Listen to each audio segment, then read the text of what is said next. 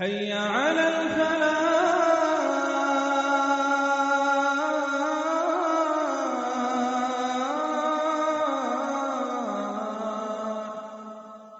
السلام عليكم ورحمة الله وبركاته. وعلیکم السلام ورحمۃ اللہ وبرکاتہ. وعلیکم السلام ورحمۃ اللہ وبرکاتہ. بسم الله الرحمن الرحيم. الحمد لله رب العالمين، وأصلي وأسلم على المبعوث رحمة للعالمين وعلى آله وأصحابه والتابعين وعلى من اتبعهم واهتدى بهديهم واستنى بسنتهم إلى يوم الدين. أما بعد، معزز طلبہ اور طالبات،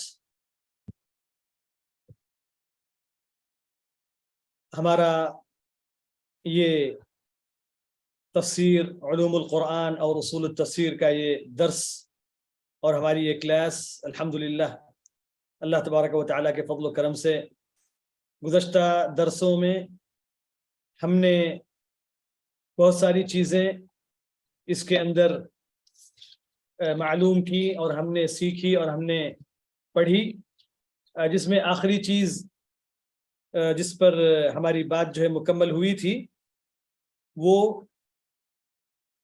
تفسیر کی مختلف اعتبارات سے اس کی قسمیں. تو اس پر جو ہے ہماری بات چل رہی تھی اور اس کے اندر آخری قسم ہماری جو ہے باقی ہے. انشاءاللہ ہم اس درس کے اندر اس کو بیان کریں گے. لہٰذا ہم اللہ تبارک و تعالیٰ سے دعا کرتے ہیں کہ اللہ تبارک و تعالیٰ ہم کو علم نافع عطا فرمائے اور ہماری ان مجالس کو قبول کرے اور اللہ تبارک و تعالیٰ اس کے ذریعے ہمارے علم و عمل میں اضافہ فرمائے. آمین. گزشتہ درس میں ہم نے 3 اعتبارات جو ہے مکمل کیے اور شروع میں ہم نے کہا تھا کہ قرآن کی تفسیر جو ہے اس کی 4 قسمیں ہیں اس کے مختلف اعتبارات کے حساب سے. تو 3 ہم نے مکمل کیے. پہلی چیز کیا تھی؟ باعتبار معرفت الناس له. طریق الوصول. جی، باعتباری معرفت الناس له. دوسری جو قسم تھی وہ جو ہے باعتبار طریق الوصول الیہ.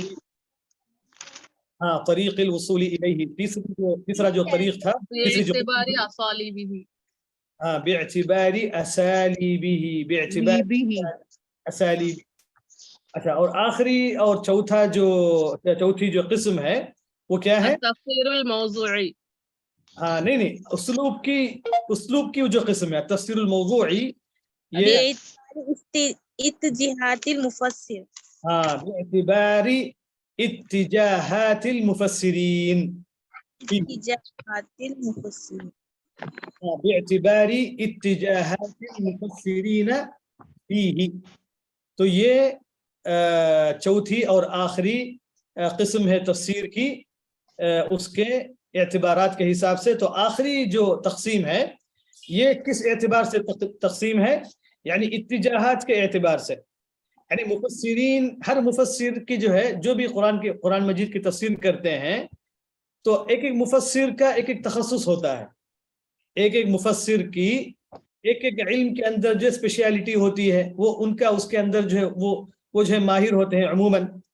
تو اب ساری تفسیریں ایک ہی میچ پر ایک ہی علم کو واضح کرنے کے لیے یا ایک ہی رجحان پر لکھی نہیں جاتی ہیں.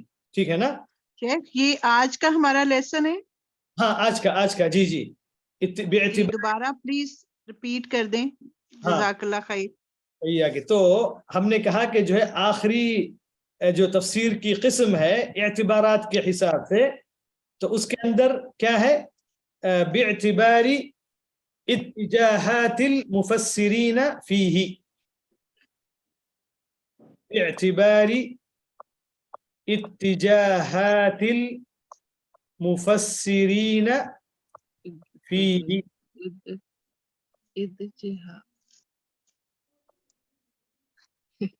معاف کیجیے شیخ، وہ تھوڑا لکھ کر بتائیں گے تو آسانی ہوگی. اتجاہات. اتجاہات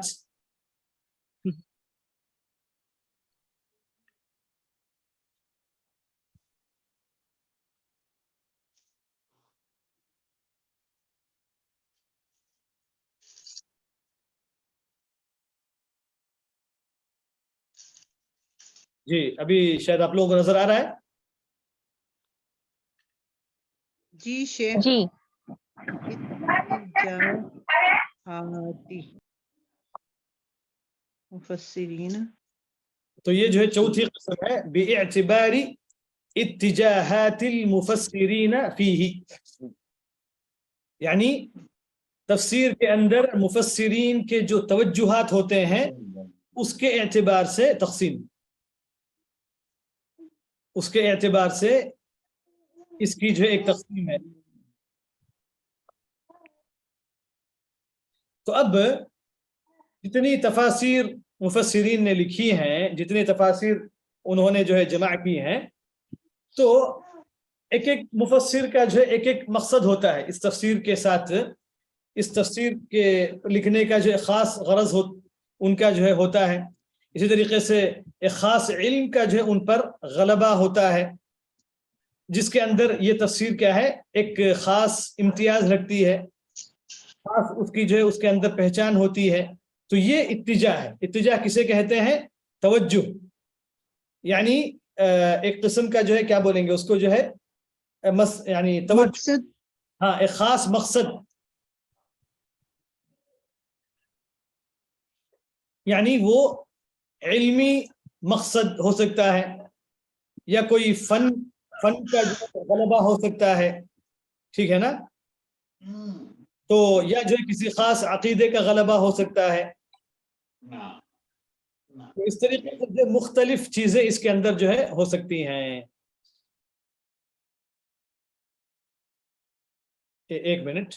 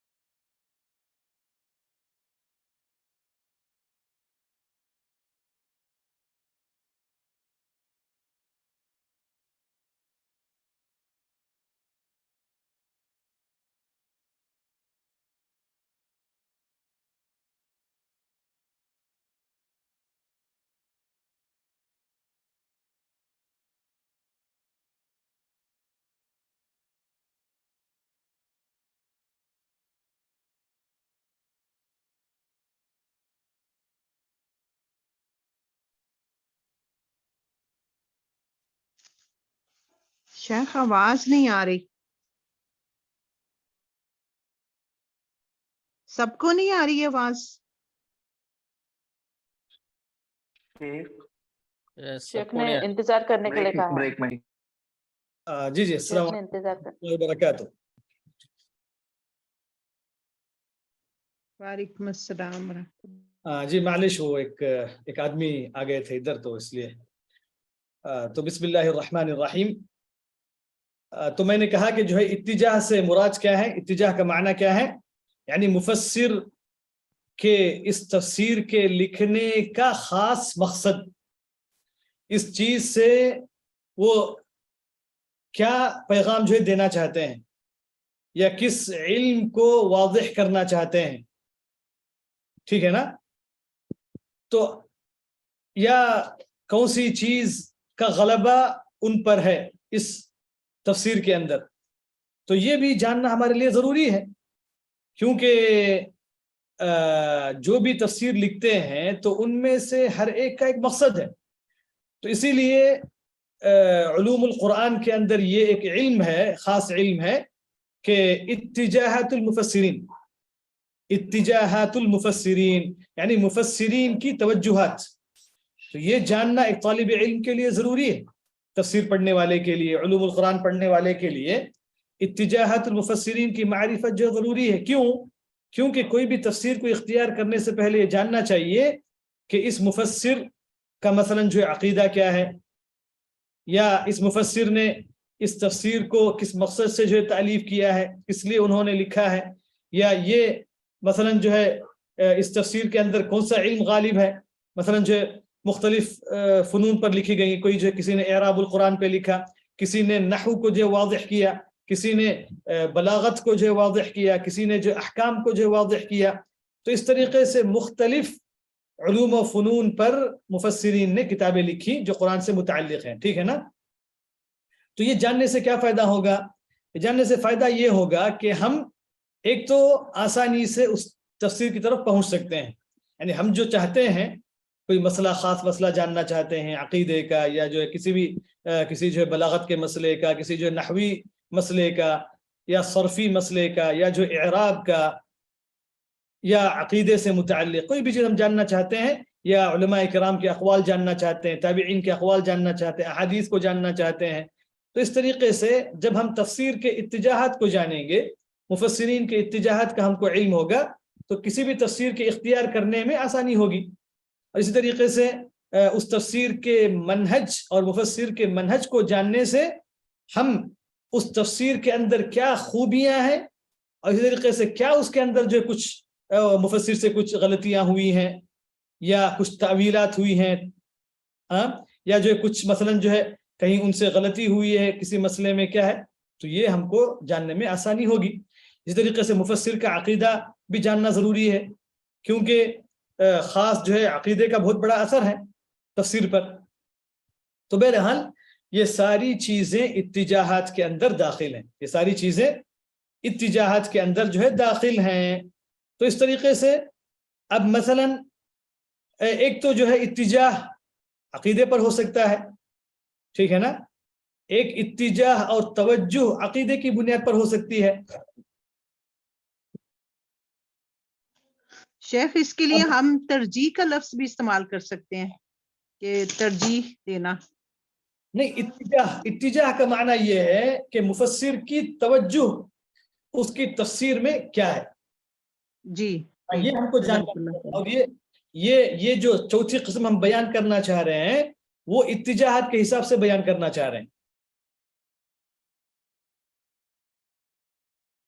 یعنی مفسر کی توجہ، تفسیر کی غایت، تفسیر کا مقصد، اس کی تفسیر کے اندر غالب کیا ہے، اس نے کس مقصد سے یہ تالیف کی ہے، کس نہج پر اس کی تالیف کی ہے، یہ بیان کرنا مقصد ہے اس کے اندر. تو اب مثلا جو ہے یہ توجہ عقیدے کی بنیاد پر ہو سکتا ہے.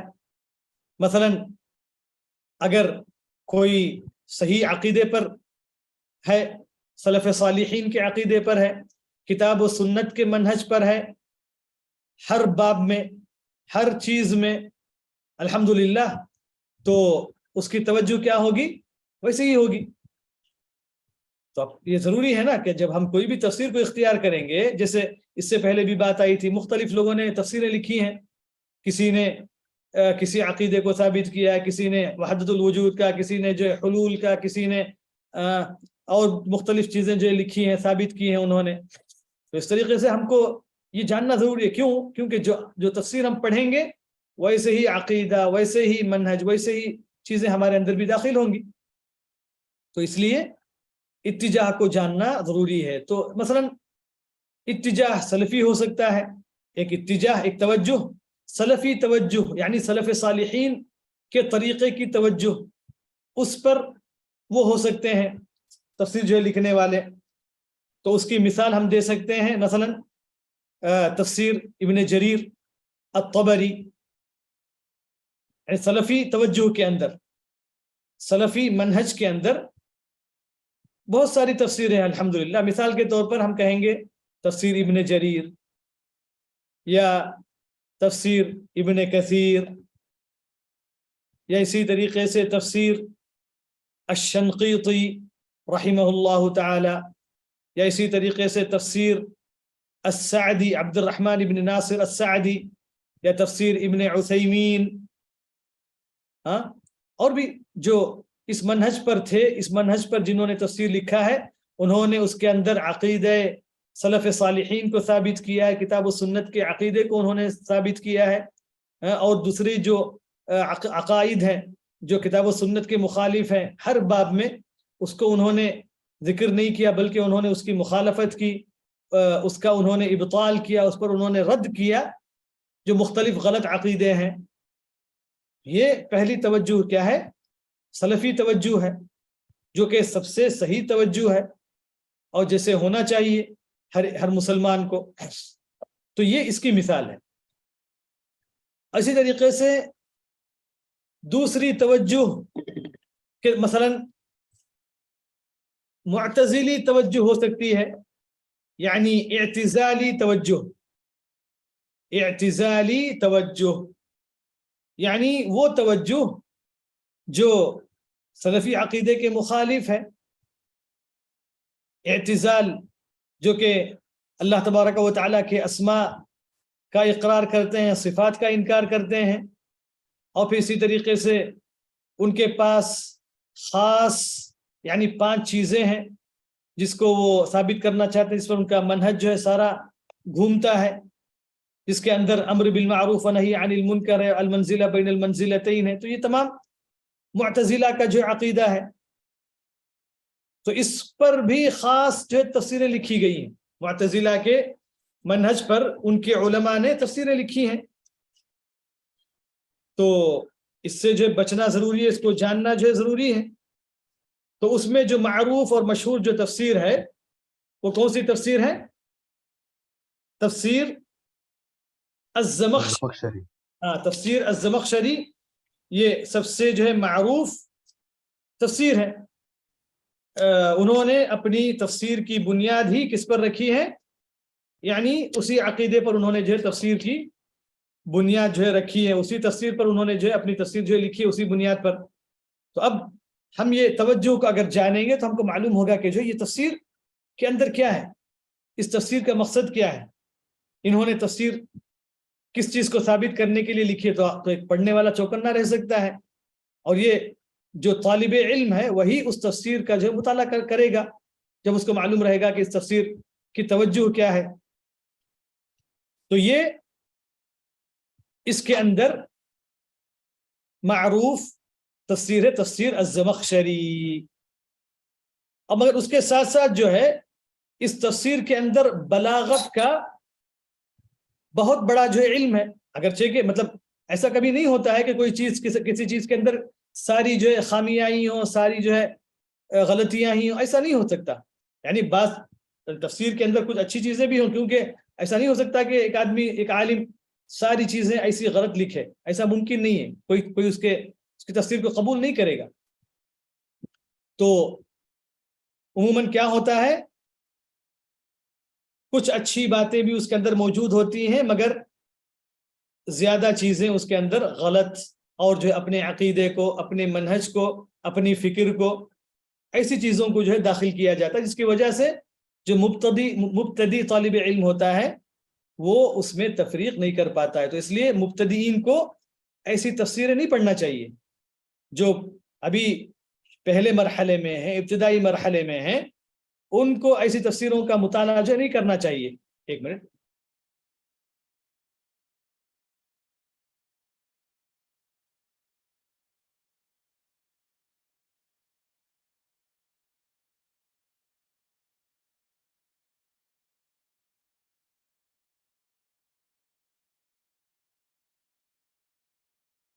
اچھا, تو یہ جو ہے اعتزالی توجہ پر جو ہے یہ تفسیر ہے. اب اشعری توجہ بھی ایک توجہ ہے, اشعری توجہ بھی ایک توجہ ہے. تو اس کے اندر ایک معروف جو تفسیر ہے وہ ہیں کیا؟ تفسیر امام رازی.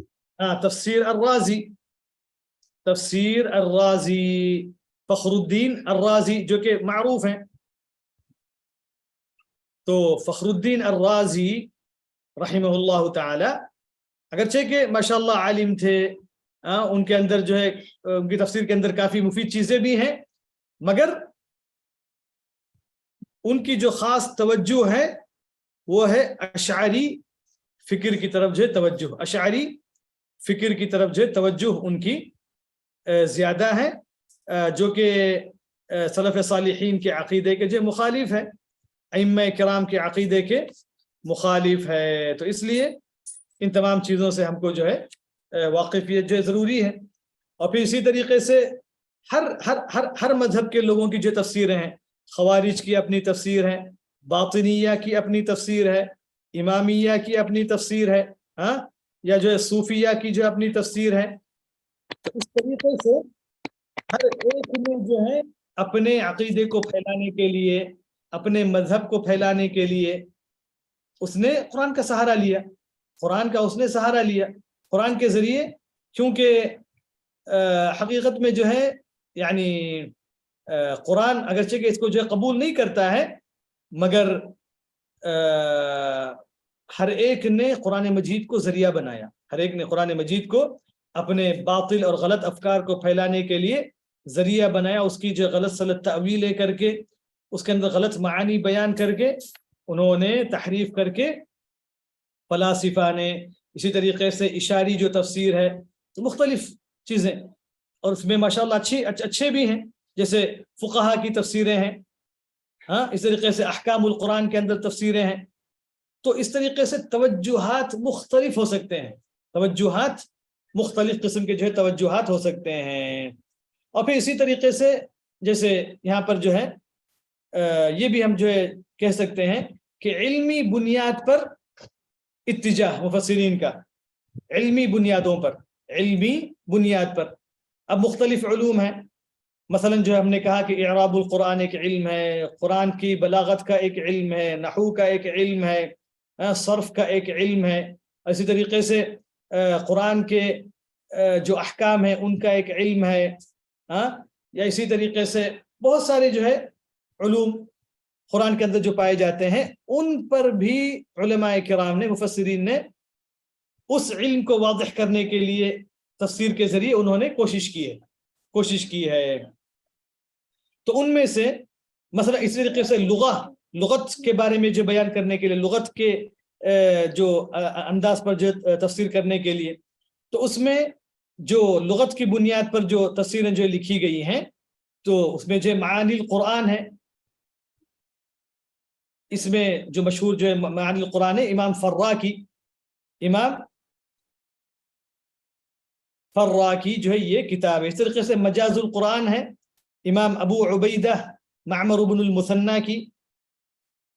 یہ تمام جو ہے لغوی اتجاہ ہے، عربی زبان کا اتجاہ، عربی زبان کی توجہ خاص کر جو ان کے اندر غالب ہے، وہ بیان کرنا ان کا مقصد ہوتا ہے. یعنی قرآن کے معانی کو بیان کرنا، یعنی لغوی طور پر اس کے معانی کو واضح کرنا. تو اس کے احکام سے اس کے جو ہے فوائد کو بیان کرنا، سبب نزول بیان کرنا، یہ سب جو ہے وہ ان کا مقصد نہیں ہوتا ہے. ان کا مقصد کیا ہے؟ لغوی طور پر قرآن مجید کی تفسیر بیان کرنا. تو یہ ان کا مقصد ہوتا ہے. اسی طریقے سے اعراب القرآن کے اندر یہ جو خاص توجہ، یہ بھی خاص علم کو بیان کرنے کے لیے قرآن مجید کے، مثلا جو ہے امام ابو جعفر النحاس کی تفسیر ہے اعراب القرآن، یا اسی طریقے سے البحر المحیط ہے ابو حیان رحمہ اللہ کی، اور الدر المصون ہے للسمین الحلبی کی. تو یہ تمام کیا ہے؟ اتجاہات نحویہ ہیں. تو میں یہاں پر لکھ دیتا ہوں یہ ساری کتابیں، آپ کو آسانی ہوگی.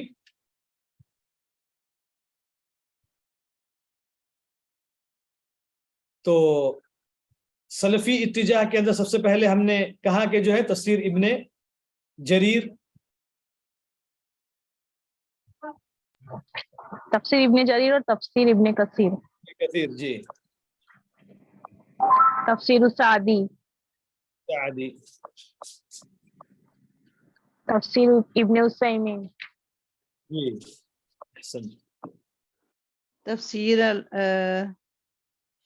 شنقیطی، شنقیطی، جی. تو یہ ساری کتابیں اس کے اندر جو ہے الاتجاہ السلفی کے اندر. پھر اس کے بعد جو ہے الاتجاہ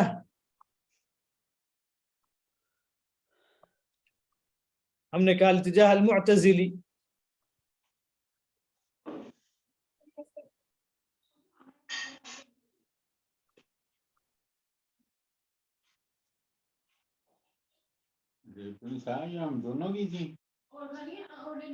اس کے اندر ہم نے کیا کہا؟ تفسیر الزمخشری، زمخشری، تفسیر جو ہے الزمخشری. اور پھر اسی طریقے سے تیسرا جو اتجاہ ہے اشعری، الاتجاہ الاشعری. الاتجاہ الاشعری.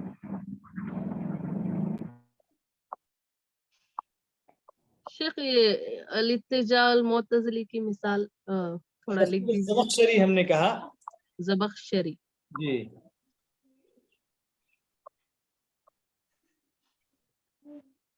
اور الزمخشری، ہاں الزمخشری یہ جو ہے ان کی تفسیر کا نام ہے تفسیر الکشاف.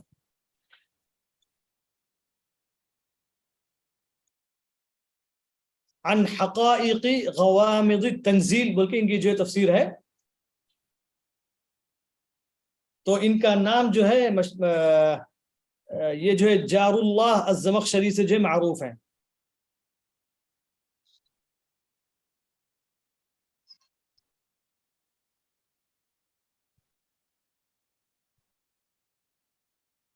شیخ ایک اور مرتبہ تیسری والی الاتجاہ الاشعری کی مثال.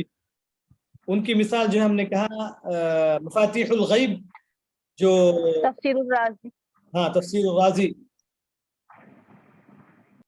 فخر الدین الرازی کی جو تفسیر ہے مفاتیح الغیب یا التفسیر الکبیر.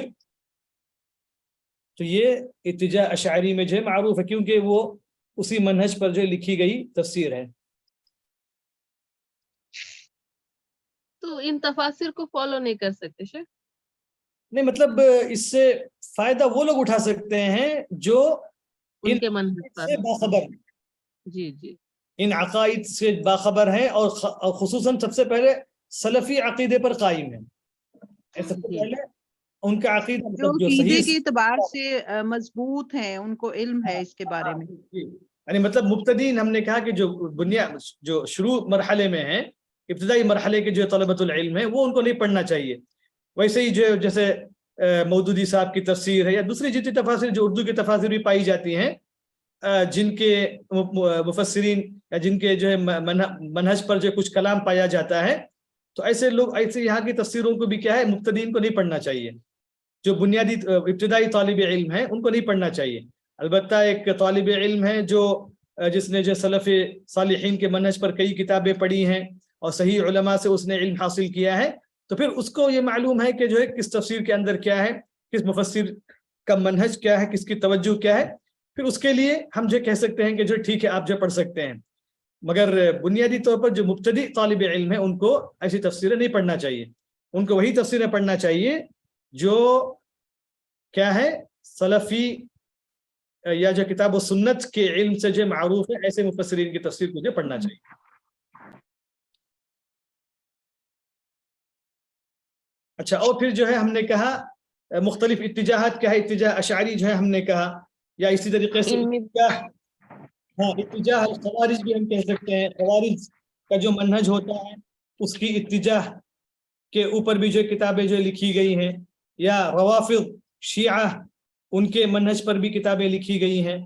اثنا عشریہ یا زیدیہ، یا اسی طریقے سے اور بھی جتنے فرقے ہیں، باطنیہ، صوفیہ، بہائیہ، تو ہر ایک کی اپنی تفسیر موجود ہے. تفسیر فلاسفہ کی تفسیریں بھی موجود ہیں. تو اس طریقے سے بہت ساری چیزیں موجود ہیں. تو ان تمام سے ہم کو کیا کرنا چاہیے؟ چوکنا رہنا چاہیے. جو صحیح تفسیریں ہیں انہی کا مطالعہ کرنا چاہیے، انہی کو पढ़ना चाहिए। तो ये बाज़ इत्तिजाहात है। इस तरीके से जो है इल्मी बुनियादों पर जो है तफसीर की तकसीम, इल्मी बुनियादों पर, जैसे एराबुल कुरान, हमने कहा नहू का इल्म नहू, इल्म सर्फ, कुरान के अहकाम। जी लुगवी तौर पर, हाँ जी जी, इस बुनियाद पर, या जो अल-इत्तिजाहुल लुगवी,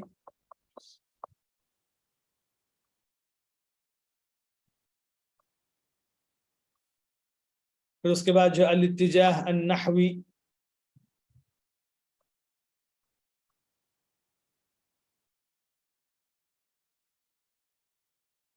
अल-इत्तिजाह अन-नहवी,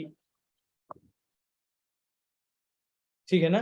तो लुगवी के अंदर हमने कहा कि जो है यानी मानिल कुरान, मजाजुल कुरान, हाँ जी, इमाम मजाजुल कुरान, इमाम अबू उबैदा, कौन सी है? जी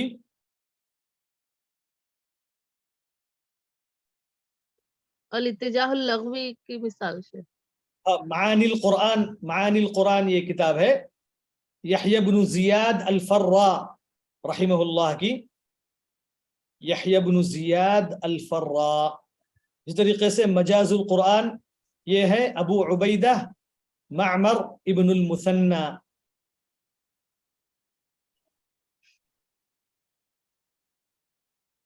और नहवी, अल-इत्तिजाह नहवी के अंदर इराबुल कुरान है अबू जाफर अन-नहास की, और अल-बहरुल मुहीत फिर तफसीर है ली अबू हय्यान अल-अंदलूसी, उनकी मुख्तलिफ बहुत सारी जो है किताबें हैं। और फिर अल-इत्तिजाहुल बलागी भी हम कह सकते हैं, यानी कुरान के जो बलागत है, उसके जो अजीम मानी पाए जाते हैं, उसके अंदर, उसके कलिमात के अंदर जो यानी असरार हैं, अल्लाह ताला ने जो है ऐसे ये लफ्ज़ क्यों इस्तेमाल किया, ये इस कलिमे की तरकीब जो क्यों ऐसे है, हाँ, क्योंकि अल्लाह ताला ने इस कुरान के जरिए चैलेंज किया अरब को कि इस जैसा वो जो कलाम लेकर आए, जैसे एक सूरत लेकर आए, तो मेन जो है ये जो कलाम है दूसरों के कलाम की तरह नहीं है। तो इस कलाम के असरार को वाज़िह करना जो कि इल्म बलागत है, तो उस पर भी जो है तफसीरें मौजूद है। इस तवज्जुह की तरफ भी जो है उलमाए किराम ने जो है इसको उजागर किया है, इस पर भी उन्होंने जो है लिखा है। तो उसमें से जो है मशहूर जो तफसीर है वो है अत-तहरीर व-तनवीर, अत-तहरीर व-तनवीर इमाम ताहिर इब्न आशूर रहिमहुल्लाह की।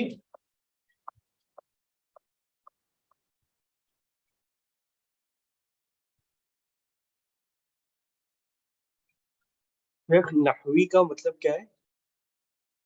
ये नहू, अब मसलन जो है कोई भी कलीमा है, उसका जो है माना क्या है, उसकी असल क्या है, उसके कितने जो है मानी जो है आते हैं, फिर उसकी जो तरकीब जो है कैसे होती है। शेख जैसे ग्रामर कहते हैं, हाँ, ग्रामर जी, बिल्कुल, नहू और सर्फ की बुनियाद पर। हाँ जी जी जी। शेख ये तहरीर व तनवीर वो किसकी है शेख? अत-तहरीर व तनवीर ये जो है इसके मुअल्लिफ एक तूनिसी हैं इमाम ताहिर इब्न आशूर।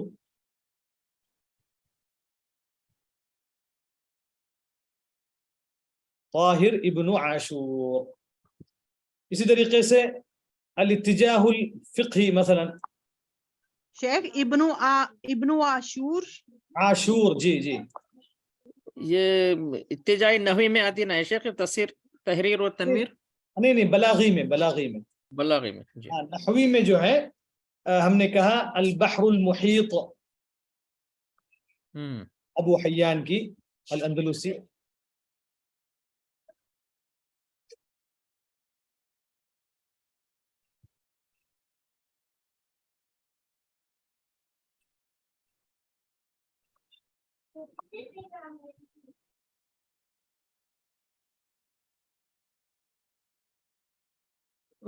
अल इत्तिजाहुल बलागी में جی التجاء البلاغی میں وہی التحریر والتنویر امام طاہر بن عاشور کی.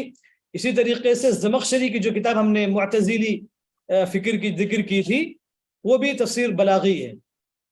اس کے اندر بھی جو بلاغت قرآن کے بلاغت کو واضح کیا گیا, قرآن کے بلاغت کو انہوں نے بہت اچھے طریقے سے جو بیان کیا ہے.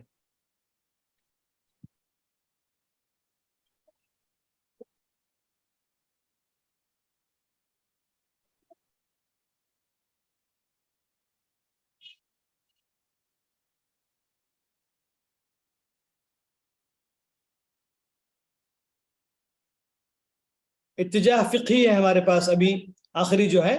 التجاہ فقہی کے اندر کیا ہے؟ قرآن مجید کی فقہی تفسیر, یعنی قرآن مجید کے اندر جو احکام پائے جاتے ہیں آیات کے اندر, ایک تو یہ کہ خاص آیات کو جمع کرنا جن کے اندر احکام پائے جاتے ہیں, ان آیات کی تفسیر کرنا, صرف پورے قرآن کی تفسیر نہیں بلکہ خاص آیات الاحکام کی, یا پھر یہ کہ جو ہے پوری تفسیر کرنا مگر خصوصی طور پر اس کے اندر جو احکام ہیں آیات کے اندر جو احکام پائے جاتے ہیں ان کو واضح کرنا, ان کی طرف جو خاص توجہ دینا.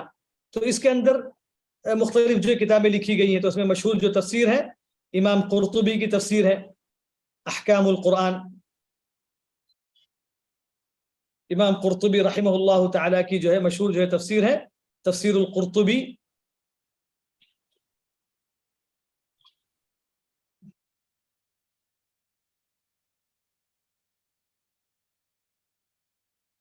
الجامع لأحکام القرآن تفسیر القرطبی سے جو معروف ہے.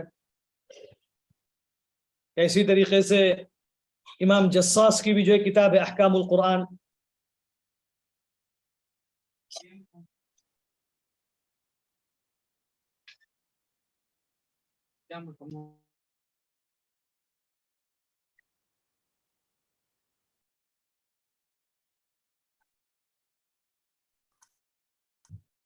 شیخ ایک تفسیر سنا ہے رسالہ نور کر کے, کبھی وہ یہ معتبر تفسیر ہے کیا؟ کبھی آپ سنا ہے اس کا نام آپ نے؟ رسالہ نور جی اردو تفسیر ہے. یہ ہمارے کچھ دوست ہیں جو ترکی میں ہیں, وہ لوگ اس تفسیر کا حوالہ دیتے ہیں. اچھا, نہیں میں بھی پہلی مرتبہ سن رہا ہوں. اس کے مؤلف کون ہے, کیا ہے, کون سی زبان کی تفسیر ہے, مجھے نہیں معلوم. جی تو مؤلف اور جو تفسیر کو دیکھنے کے بعد ہی پھر اس پر جو حکم جو ہے لگ سکتا ہے, تو مجھے تو اس کا علم نہیں. ٹھیک ہے, شکریہ. بارک اللہ فیک. تو الحمدللہ اس کے ساتھ جو ہے ہماری بات تفسیر کے اقسام پر جو ہے ختم ہوتی ہے. اقسام التفسیر اس کے مختلف اعتبارات کے حساب سے, تفسیر کی قسمیں مختلف اعتبارات کے حساب سے. تو 4 اعتبار ہیں, ان کے حساب سے تفسیر کی 4 قسمیں ہم نے بیان کی. تو پہلا اعتبار لوگوں کے علم کے حساب سے, لوگوں کے مراتب کے حساب سے, اور دوسری قسم لوگوں کو تفسیر کے سمجھنے کا طریقہ, تفسیر کے جو ہے پہلا جو سمجھنے کا طریقہ.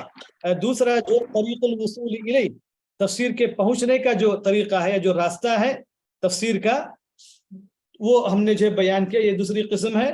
اور ہر ایک کے اندر جو ہم نے ذکر کیا وہ آپ کو معلوم ہے.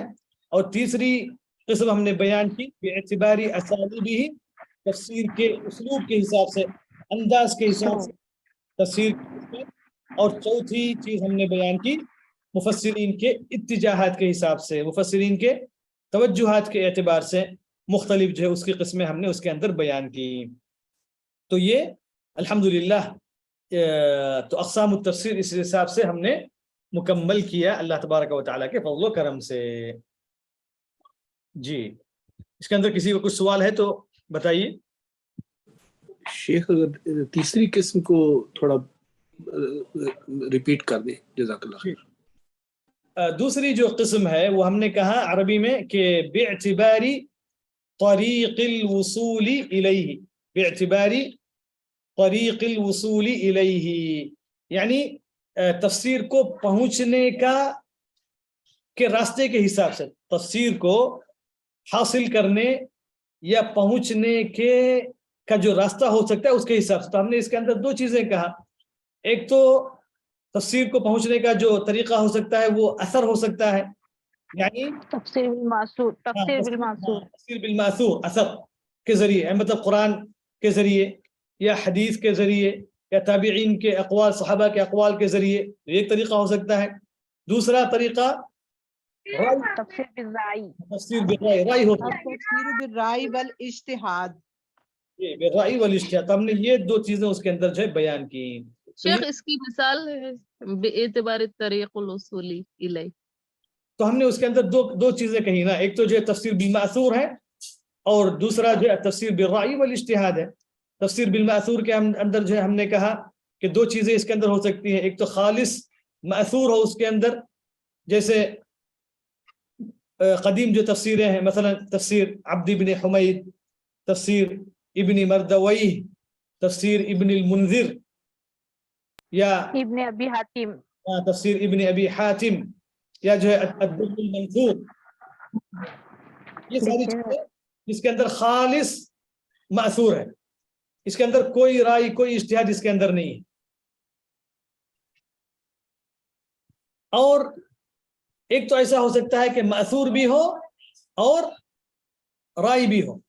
मासूर का मतलब क्या है शेख? मासूर यानी असर, यानी अहादीस, सा से है, सा से मासूर है। सा से जी, अल असर। हमने जब ये बयान किया था हमने कहा कि असर कहते हैं किसको? हदीस को जी, यानी असर जो है हदीस को जो है कहा जाता है, या जो है सहाबा किराम के अक़वाल को कहा जाता है और ताबीईन के अक़वाल को असर कहा जाता है, या सलफ़ सालिहीन से जो भी नकल किया जाता है उसको असर कहा जाता है।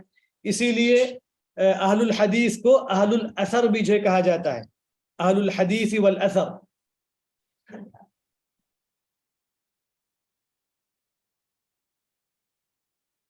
जी माफ कीजिए शेख, पहली मर्तबा वो बेएतबारी मारिफत नास की एक बोल दीजिए बस, वो मैंने अटेंड नहीं किया था इस। अच्छा, बेअतिबारी मारिफत नास लहू में हमने अब्दुल्लाह इब्न अब्बास रज़ियल्लाहु ताला अन्हुमा के कौल को नकल किया कि उन्होंने कहा कि लोगों की मारिफत के हिसाब से तफसीर की 4 किस्में, तफसीर की जो है 4 किस्में हैं, और हमने उसके अंदर जिक्र किया कि पहली चीज वो है जिसको अरब जानते हैं, अरब जो है समझते हैं, अरब जिसको भी अरबी जुबान मालूम है, क्योंकि कुरान अरबी जुबान में नाजिल हुआ है, हर अरबी उसको जो समझ सकता है। नहीं, ये माना क्या है शेख मारिफत नास लहू? यानी लोगों की मारिफत के हिसाब से, मतलब तफसीर, यानी अब कुरान कोई भी खोलेंगे तो अब लोगों की जो मुख्तलिफ तबक़ात हैं, लोगों के मुख्तलिफ तबक़ात हैं, लोगों के मुख्तलिफ मुस्तवयात हैं, तो इस हिसाब से इब्न अब्बास रज़ियल्लाहु ताला अन्हुमा ने तक़सीम किया तफसीर को। यानी एक तो आपको समझ में आएगा, एक तो अरबी कुरान जब खोलेगा तो चूंकि कुरान उसकी ज़ुबान में नाजिल हुआ है, वो फौरन जो है उसके अंदर यानी अक्सर चीज़ों को जो वो समझ सकता है, मतलब दक़ाइक़ को नहीं, जो उसके अंदर के मानी उसको नहीं, बल्कि ज़ाहिर के अंदर जो चीज़ें हैं। मसलन जो है अल्लाह ताला ने कुरान मजीद के अंदर कहा अल्हम्दुलिल्लाहि रब्बिल आलमीन अर्रहमानिर रहीम मालिकी यौमिद्दीन, ये सब सारी चीज़ें माशाल्लाह वाज़ेह हैं, इसके अंदर जो है कोई ज़्यादा महारत की ज़रूरत नहीं है। तो माशाल्लाह अक्सर कुरान जो ऐसे ही है। तो हर अरबी जिसको भी अरबी ज़ुबान से वाक़िफ़ियत है, या वो तालिब इल्म जो अरबी ज़ुबान जो पढ़ रहा है, सीख रहा है, अरबी ज़ुबान से उसकी वाक़िफ़ियत है, या किसी अच्छे मदरसे से उसने अरबी ज़ुबान की तालीम जो है हासिल की है, या किसी मदरसे का फारिग है, उसको अरबी ज़ुबान अच्छी तरीके से आती है, वो समझ सकता है। तो ये उसके अंदर पहली चीज़।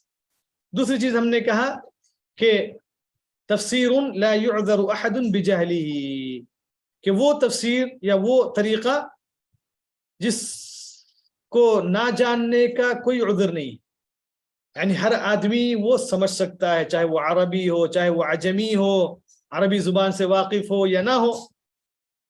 अब मसलन तौहीद की आयतें हैं, کہ اللہ تبارک و تعالی ایک ہے، صرف وہی عبادت کا مستحق ہے، اس کے علاوہ عبادت کسی بھی چیز کی باطل ہے، اور شرک جائز نہیں ہے، شرک کرنے والے کو اللہ تبارک و تعالی معاف نہیں کرے گا۔ اسی طریقے سے روزہ جو واجب ہے، روزہ فرض ہے، نماز قائم کرو، ہاں زکوٰۃ ادا کرو، اللہ تبارک و تعالیٰ کی عبادت اخلاص کے ساتھ کیا کرو۔ قرآن مجید ہدایت ہے، ہدی للمتقین، ذالک الکتاب لا ریب، یعنی کوئی بھی ترجمہ اگر ایک عامی بھی ہے، ایک عربی نہ جاننے والا کوئی جو ہے عجمی ہے، تو وہ جب اس کے سامنے قرآن کا ترجمہ پیش کیا جائے گا تو وہ سمجھ سکتا ہے قرآن مجید سے۔ تو کسی کے پاس ان مسائل میں کوئی عذر نہیں ہے۔ تو یہ دوسری قسم ہے۔ تیسری چیز ہم نے کہا کہ وہ تفسیر جس کو صرف علماء جانتے ہیں، جس کو صرف علماء سمجھ سکتے ہیں، یعنی عام طالب علم یا عام آدمی اس کو سمجھ نہیں سکتا ہے۔ مثلا جو قرآن کے جو احکام ہیں، یا جتنا عربی زبان کے اندر مہارت حاصل ہوگی اس قدر قرآن کے معانی اس کو جو سمجھ میں آئیں گے ایک عالم کو۔ اور اسی طریقے سے استنباط ہے، خاص جو تدبر ہے، ہدایتوں کو نکالنا ہے قرآنی آیتوں سے، اس کے مسائل کو واضح کرنا ہے، تو یہ عالم کا کام ہے۔ تو اس لیے بعض لوگ جو یہ کہتے ہیں کہ جو قرآن مجید علماء کے ساتھ خاص ہے، عالم ہی سمجھ سکتا ہے قرآن مجید کو، عالم ہی پڑھ سکتا ہے، تو یہ غلط ہے، ایسا کہنا صحیح نہیں ہے، بلکہ قرآن مجید سب کے لیے ہے، ہر ایک اس کو سمجھ سکتا ہے، ہر ایک اس سے فائدہ اٹھا سکتا ہے۔ قرآن مجید کتاب ہدایت ہے، اگرچہ کہ اس کو سمجھنے میں سب برابر نہیں ہو سکتے ہیں، کوئی جو ہے اس سے تو قرآن مجید کو اللہ تعالیٰ نے آسان کیا سب کے لیے۔ تو صرف یہ علماء کی کتاب نے، جیسے لوگ لکھتے ہیں ایک خاص لیول کے لیے کتابیں لکھتے ہیں، کوئی دوسرا آدمی سمجھ نہیں سکتا ہے۔ اللہ تبارک و تعالیٰ کی ذات علیہ یعنی رب العالمین ہونے کے باوجود اس نے کلام کو اتنا آسان کیا کہ ایک عام آدمی بھی الحمدللہ قرآن کو سمجھ سکتا ہے۔ اللہ تعالیٰ نے کہا وَلَقَدْ يَسَّرْنَا الْقُرْآنَ لِلذِّكْرِ فَهَلْ مِن مُدَّكِرٍ۔ تو بہرحال چوتھی چیز ابن عباس رضی اللہ تعالی عنہما نے کہا کہ ایسی تفسیر جس کو اللہ تبارک و تعالیٰ کے علاوہ کوئی جان نہیں سکتا ہے، جو اس کے جاننے کا دعویٰ کرے گا وہ جھوٹا ہے۔ یہ کیا چیز ہے؟ مثلا قیامت کب آئے گی واقعی طور پر، مطلب کس سال آئے گی، کس دن آئے گی، ہاں کس وقت آئے گی۔ اسی طریقے سے جو دابۃ الارض، اللہ تعالیٰ نے کہا قیامت کے قریب نکلے گا زمین سے ایک جانور، وہ کیسا ہوگا، کیا اس کا یہ ہوگا، یہ ساری جو غیب کی کیفیات ہیں وہ اللہ تبارک و تعالیٰ کے علاوہ کوئی نہیں جانتا ہے۔ تو اس علم کا دعویٰ کرنا یہ جھوٹ ہے، کیونکہ اس کا علم کسی کو نہیں دیا گیا، اللہ کے رسول صلی اللہ علیہ وسلم کو بھی اس کا علم نہیں دیا گیا۔ تو ایسی چیزوں کا ایک علم کا دعویٰ کرنا، جیسا کہ بعض لوگوں نے کیا کہ قیامت جو ہے تفسیر کے اندر بعض لوگوں نے جو حروف مقطعات ہیں ان کو جمع کر کے ایک جو اس کا معنی نکالا، اور جو ہے بیان کیا کہ جو اتنے سال جو ہے مثلا جو فلاں سال جو قیامت قائم ہوگی، یہ جو ہے فلاں سال جو ایسا واقع ہوگا ویسا واقع ہوگا۔ تو یہ ساری چیزیں کیا ہے؟ علم غیب کا دعویٰ کرنا ہے، تو یہ اللہ کے علاوہ کسی کو نہیں ہے۔ تو بہرحال یہ 4 تفسیر کی قسمیں ہم نے بیان کی۔ تو اب اس کے بعد تفسیر کے مصادر کیا ہیں؟ تفسیر کے مصادر کیا ہیں؟ تفسیر کیسے کی جائے گی؟ تفسیر کا طریقہ کیا ہے؟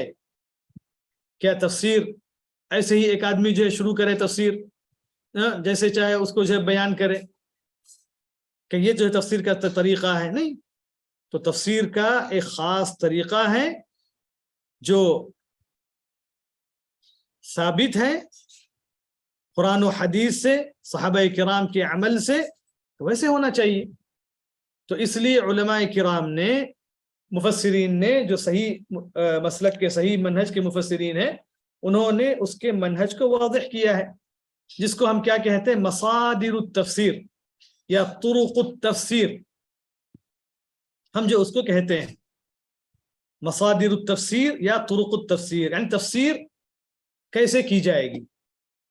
تو یہ اصل چیز ہے جس کا جاننا ایک طالب علم کے لیے ضروری ہے، کیونکہ طالب علم کو جو ہے تفسیر کرے گا، جب وہ علم حاصل کرے گا تو تفسیر قرآن مجید تفسیر کرے گا۔ تو کیا تفسیر جو ہے کوئی بھی، جیسے بعض لوگ کرتے ہیں، ہاں آیت جو ہے نکال کر کے ایسے ہی جو ہے معنی بیان کرو، اس کا تعلق، اس آیت کا تعلق کس سے ہے، وہ آیت کس سلسلے میں نازل ہوئی، کیسے نازل ہوئی، ہاں، اور اس طریقے سے صحابہ کرام نے کیسے اس کی تفسیر بیان کی، نبی کریم صلی اللہ علیہ وسلم نے اس کی تفسیر کیسے بیان کی، قرآن کے اندر کون سی آیت ہے جو اس آیت کی تفسیر کر رہی ہے. تو یہ ایک منہج ہے. تو ایسے یعنی قرآن مجید کی تفسیر کا دروازہ اتنا مفتوح نہیں ہے، اتنا کھلا ہوا نہیں ہے کہ ہر آدمی جو ہے اسے جیسے چاہے جو ہے اسے تفسیر کرے. جیسا کہ بعض لوگ جو ہے سمجھتے ہیں کہ بہت آسان ہے قرآن مجید کیا ہے، ہر کوئی جو تفسیر کر سکتا ہے، ہاں، ہر ایک کے دروازہ کھلا ہوا ہے، کوئی بھی اٹھائے تفسیر جو ہے کھولے اور جو ہے بیان کرنے لگے قرآن مجید کی تفسیر. ایسے نہیں ہونا چاہیے، اور یہ صحیح نہیں ہے، کیونکہ قرآن مجید اللہ تبارک و تعالیٰ کا کلام ہے. اللہ کے رسول صلی اللہ علیہ وسلم نے قرآن مجید کے اندر اپنی رائے اور عقل سے، صرف محض عقل اور رائے سے بیان کرنے سے منع فرمایا، بلکہ شدید وعید نبی کریم صلی اللہ علیہ وسلم نے بیان کی. اس لیے صحابہ کرام قرآن مجید کی تفسیر کرنے سے بعض جو ڈرتے تھے، قرآن مجید کی تفسیر کرنے سے وہ لوگ جو ڈرتے تھے، وہ لوگ جو خوف کھاتے تھے. کیوں؟ کیونکہ اللہ تبارک و تعالیٰ کا کلام ہے. کوئی بھی بات کہنا، وہ کہتے تھے کہ جو دوسرے مسائل پوچھو، ہم بولتے ہیں، تفسیر ہم سے جو مت پوچھو، کیونکہ اتنا جو خوف جو تھا ان کے اندر کہ کہیں ہم سے غلطی نہ ہو جائے، یعنی ہم کوئی ایسی بات بیان نہ کر دیں جو مثلا جو ہے صحیح نہ ہو. تو اس لیے بہت جو ہے شدید طور پر جو وہ لوگ ڈرتے تھے، مگر ساتھ ساتھ انہوں نے تفسیر کی.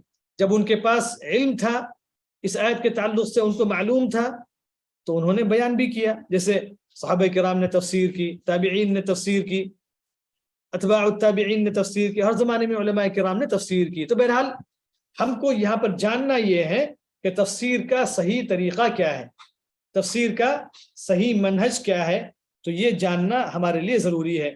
تو ایسے میں خلاصے کے طور پر اس کی جو قسمیں میں بیان کر دوں گا، اور البتہ اس کی تفصیل انشاءاللہ ہم اگلے درس میں جانیں گے. تو قرآن کی تفسیر کے جو مصادر ہیں یا طرق ہیں وہ 6 ہیں، وہ 6 طرق ہیں. ہم اس کو جو مصادر التفسیر کہیں یا جو ہے طرق التفسیر کہیں، تفسیر کے راستے، تفسیر کرنے کے طریقے، طرق التفسیر. تو یہ جو ہے عنوان ہے ہمارے اس نئے جو ہے فقرے کا.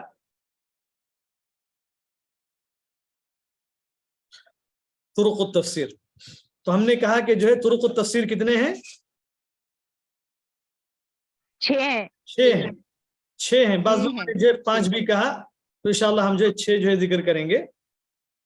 سب سے پہلا جو طریق ہے وہ ہے تفسیر القرآن بالقرآن. احسنت، بارک اللہ فیک. تو پہلا جو طریق ہے وہ کیا ہے؟ تفسیر القرآنی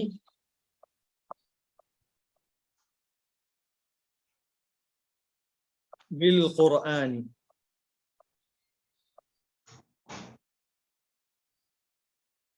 تو یہ جو ہے پہلا طریقہ ہے تفسیر کا، پہلا مصدر ہے. تفسیر کہاں سے لی جائے گی، تفسیر جو ہے کیسے کی جائے گی؟ تو پہلا کیا ہے؟ تفسیر القرآن بالقرآن. انشاءاللہ ہم ہر ایک کی تفصیل جو ہے اگلے درس میں بیان کریں گے. تو بس بنیادی طور پر ہم جو کہہ رہے ہیں. پھر اس کے بعد کیا ہے؟ تفسیر القرآن. دوسرا کیا ہے؟ بالحدیث بالسنة النبویہ. تفسیر القرآن بالسنہ یا بالحدیث. تیسرا جو طریق ہے تفسیر کا وہ کیا ہے؟ تفسیر بأقوال الصحابہ. ہاں، تفسیر القرآن بأقوال الصحابہ یا بآثار الصحابہ، صحابہ کرام کے اقوال کے ذریعے. پہلا جو ہے وہ قرآن کی تفسیر قرآن کے ذریعے ہونی چاہیے، اور دوسرا طریق قرآن کی تفسیر کس سے؟ نبی کریم صلی اللہ علیہ وسلم کی سنت اور حدیث سے. ہاں، تیسری جو قسم ہے، تیسرا جو طریق ہے وہ صحابہ کرام کے اقوال کے ذریعے تفسیر جو ہونا چاہیے. اور جو چوتھا جو طریق ہے وہ تفسیر القرآن أقوال التابعين تابعین بأقوال بالتابعين. التابعين بأقوال التابعین. بأقوال التابعين.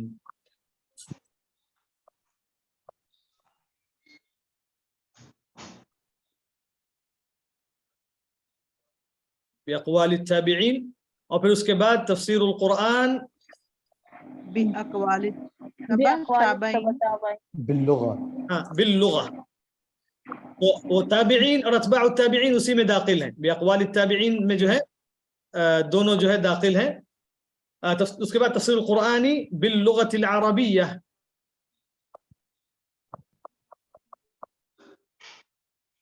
باللغة يعني باللغة العربية.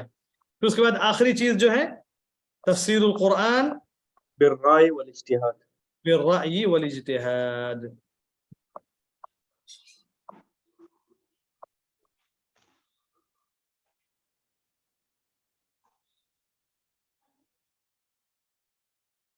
بالرأي والاجتهاد.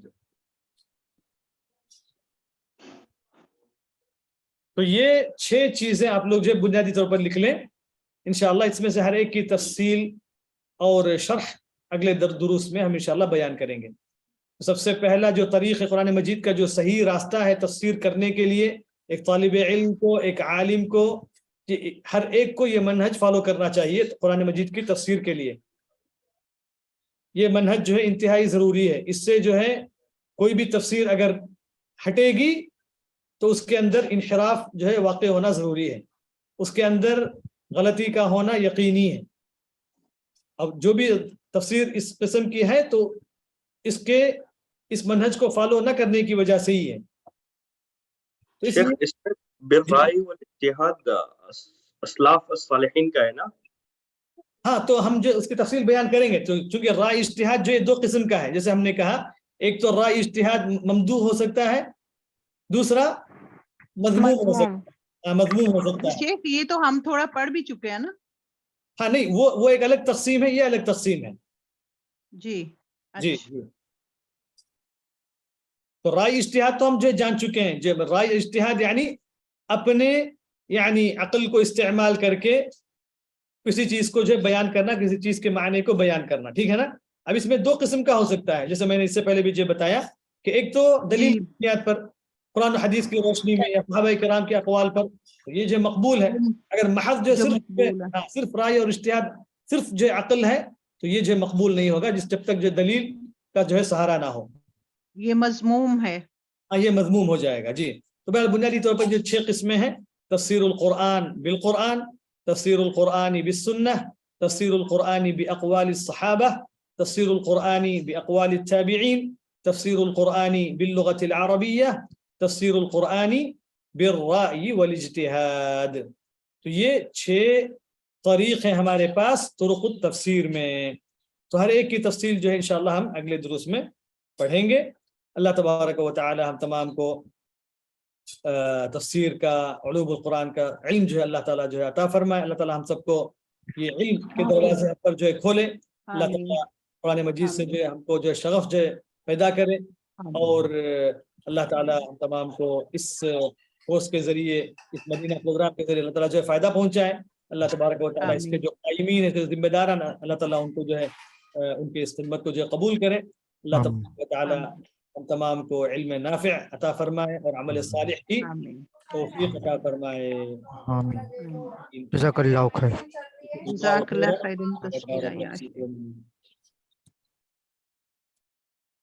تو انشاءاللہ اگلے درس میں ہم جو ہے ملاقات کریں گے. تب تک کے لیے جو اجازت دیں. جزاکم اللہ خیرا والسلام علیکم ورحمۃ اللہ. وعلیکم السلام ورحمۃ اللہ وبرکاتہ. وعلیکم السلام ورحمۃ اللہ.